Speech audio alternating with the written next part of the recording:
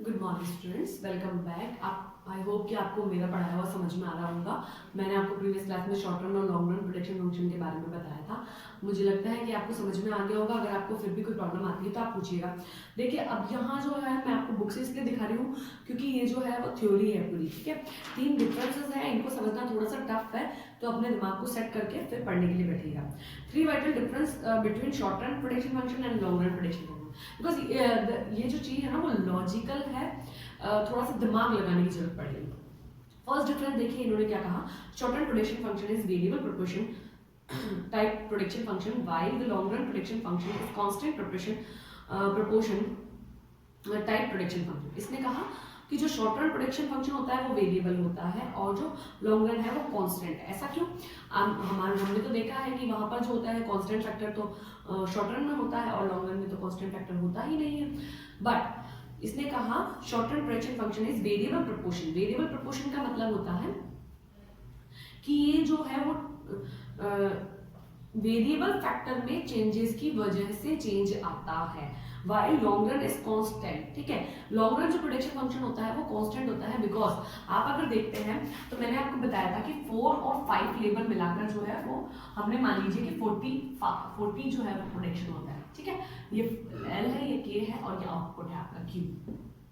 ठीक है, अब मैंने अगर इसको 5 कर देना है और इसको 5 कर देना तो यहाँ क्या डिफरेंस आएगा 45 का। तो किसकी वजह से आया? पहली चीज इसकी वजह से आया, ये वेरिएबल फैक्टर है आपका जिसकी वजह से आया। ठीक है, और दूसरी चीज जो है लॉन्ग रन में इन्होंने कहा कि this is the constant factor. Constant factor का मतलब ये होता है कि आप वहां देखेंगे कि 4 और 5 मिलाकर अगर मान लीजिए 100 होता है तो 5 और 5 मिलाकर जो है वो 150 हो गया। तो इसने क्या बड़ा किया है, क्या स्पेशल हुआ? कॉन्स्टेंटली अगर आप मैं इसको 6 और 6 कर देती हूँ तो ये कॉन्स्टेंटली 200 हो जाएगा। तो कॉन्स्टेंटली इंक्रीजिंग होती है अगर आप जो है कॉन्स्टेंटली इंक्रीज कर पाते हैं। तो यहाँ हम 50 का डिफरेंस देखते हैं या 50 का, because of 2 variables are change. हम यहाँ 5 नहीं लिखेंगे, यहाँ 6 लिखेंगे और यहाँ 7 लिखेंगे। ठीक है, बिकॉज हमने कॉन्स्टेंटली यहाँ चेंज किया है। अगर आपने 2 चेंज किया है कॉन्स्टेंटली तो वहां पर 50 और 50 का डिफरेंस आता जाएगा और जो है कॉन्स्टेंटली एक सीक्वेंस में हम कह सकते हैं कि वो इंक्रीज होता चला जाएगा। यहाँ पर जो है केवल एक ही फैक्टर की वजह से चेंज हुआ है और वेरिएबल फैक्टर की वजह से चेंज हुआ है, इसलिए वेरिएबल प्रोपोर्शन है। ये कॉन्स्टेंटली इंक्रीज होता है बिकॉज आप बोथ में चेंज करते हैं और कॉन्स्टेंटली वो इंक्रीज होता जाएगा। अगर आप इनकी क्वांटिटी और कम इंक्रीज करते हैं तो यहाँ पर भी इंक्रीजमेंट कम होगा। ये बताना चाहता है कि आप अगर 2 को बढ़ाते हो तो 50 का इंक्रीज होगा। तो आपको क्लियरली माइंडसेट हो जाता है कि कॉन्स्टेंटली अगर मैं 2 का बढ़ा लेबर और कैपिटल की इंक्रीजमेंट करती हूँ तो मेरा 50 इंक्रीज होगा। तो ये कॉन्स्टेंटली अगर मैं यहाँ पर 2 या 3 का कर देती हूँ तो कॉन्स्टेंटली मुझे पता चल जाएगा कि जैसे 50 का डिफरेंस आ रहा है तो वैसे ही यहाँ पर 75 का आएगा। समझ में आ गया? तो कांस्टेंट फैक्टर्स हो जाते हैं यहाँ पर, इसीलिए जो है ये कांस्टेंट फैक्टर होता है। ठीक है, next is short run scale of output is constant in case short run prediction function, while it change in case of long run prediction function। Scale जो है वो आउटपुट का चेंज होता है कॉन्स्टेंटली। हम कह सकते हैं कि शॉर्ट रन प्रोडिक्शन फंक्शन में चेंज होता है, while it change in case long run prediction function। scale of output is indicated by the size of plant।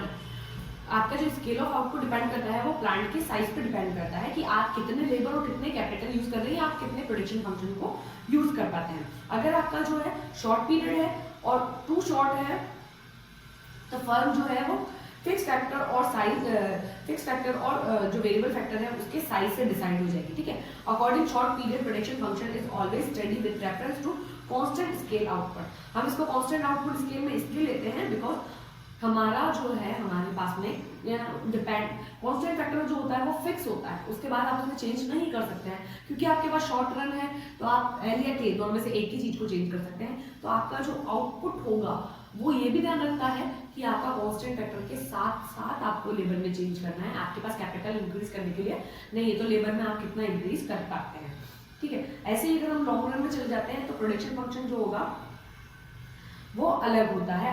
इसका मतलब चेंजेबल, दोनों में चेंज हो सकता है तो हमारा आउटपुट दोनों की वजह से डिपेंड करेगा, सिर्फ कांस्टेंट फैक्टर पे डिपेंड नहीं करता। बोथ आर वेरिएबल, तो हमारा जो डिपेंडेंट आउटपुट है वो बोथ पे डिपेंड करता है। थर्ड क्या है, short run production function exhibit return to from factor, while long run production function exhibit return to scale. ये थोड़ा सा दिमाग लगाने की चीजें देखिए। इसने कहा कि फैक्टर शॉर्ट रन जो होता है वो फैक्टर की तरफ फिर से आता है, रिटर्न टू फैक्टर, और जो लॉन्ग रन प्रेडिक्शन फंक्शन है वो रिटर्न टू स्केल आता है। मैं बताती हूँ, शॉर्ट रन प्रेडिक्शन फंक्शन जो होता है ना वो फैक्टर की तरफ क्यों आता है, बिकॉज शॉर्ट रन जो है dependent on factor not on output. ये जो है प्योरली आपके फैक्टर पे डिपेंडेंट होता है कि आपका अगर फैक्टर चेंज होगा तो यहाँ चेंज होगा, अदरवाइज कोई चेंज होने के सीन नहीं होते हैं। बट ये स्केल की तरफ वापस आता है क्योंकि हमको जो है पहले से पता होता है कि हमारे 2 की वजह से जो है यहाँ पे 50 में डिफरेंस आता है, मान लीजिए 3 है तो 75 का डिफरेंस आता है, अगर 1 ही चेंज किया है तो 25 का डिफरेंस। तो ये जो है स्केल की तरफ वापस आता है, ये रिटर्न टू स्केल होगा लॉन्ग रन वाला, और ये रिटर्न टू फैक्टर होगा।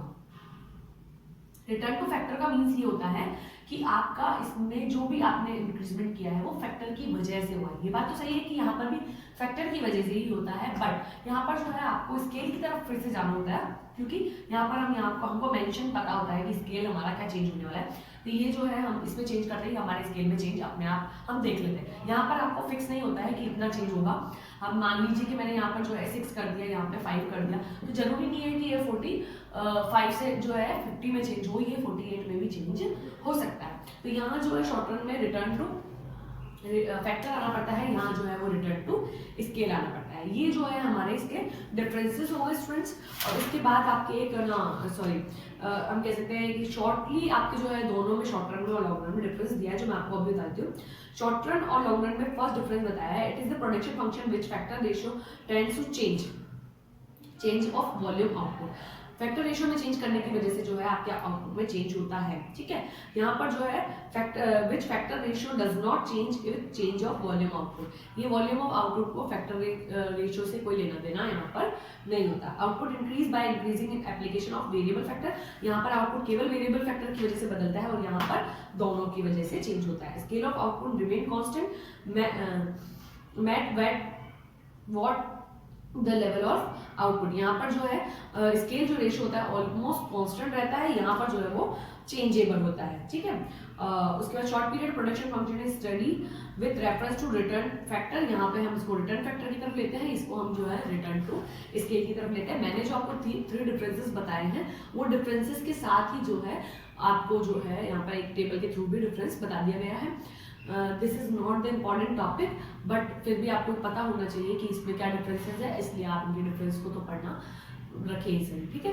तो इनसे रिलेटेड अगर आपको कोई प्रॉब्लम आती है तो आप पूछ लीजिएगा। बाकी जो आपके इंपॉर्टेंट टॉपिक है टीपी, एमपी और एपी वाला, वो मैं जो है आपको नेक्स्ट क्लास में बताती हूँ। This is not very important, but हमको ध्यान होना चाहिए, इसलिए हम ये पढ़ रहे हैं, ठीक है। Okay, thank you students.